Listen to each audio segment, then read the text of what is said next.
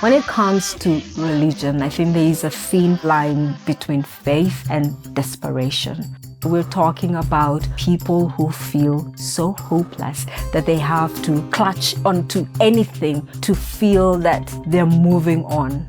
I'm Catherine Soi, a correspondent with Al Jazeera, and between us, this is the most surreal story I have ever covered in Kenya.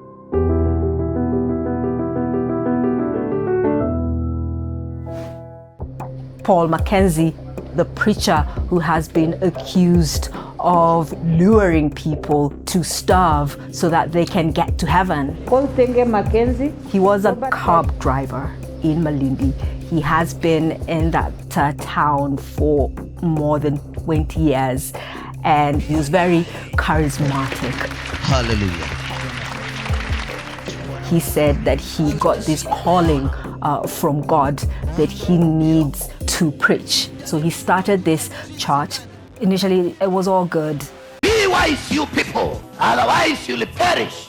But then he started preaching this very controversial doctrine, telling his congregants that the children should stop going to school.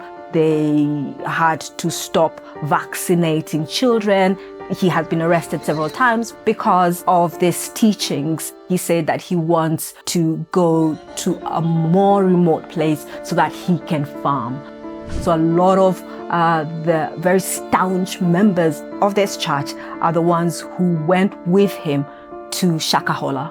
They started becoming more and more recluse. That's when we are told that they started this extreme fasting.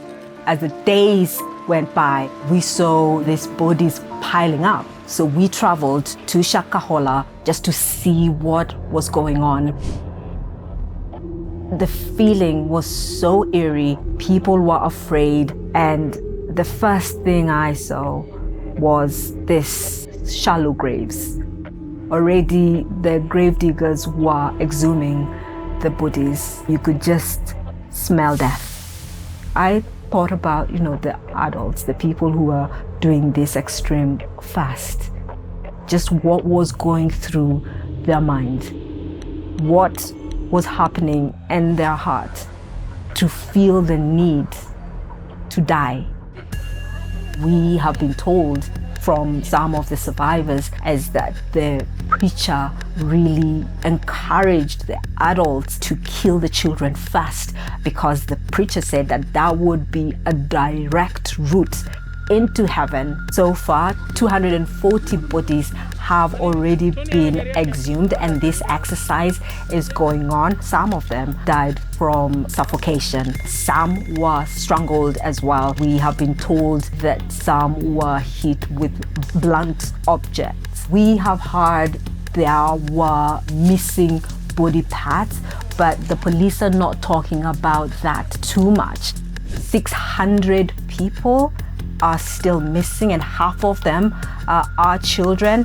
34 people have been arrested, including Pastor Mackenzie. Several people have been rescued. People are waiting for answers. We spoke to many of those who had left. Some of them still had families and friends who were in the cult, who are in Shakahola. I spoke to one woman called Riziki, and she was looking for her husband and 3 children. And she tried very much to get her family out of the cult, but it was impossible. She's saying she's not hopeful, but she just wants justice. In Kenya, anybody can start a church. Freedom of worship is enshrined in the Constitution. I think the conversation now is about regulation and how can we balance things to make sure the people who are so vulnerable, people who are so desperate, how can they be protected?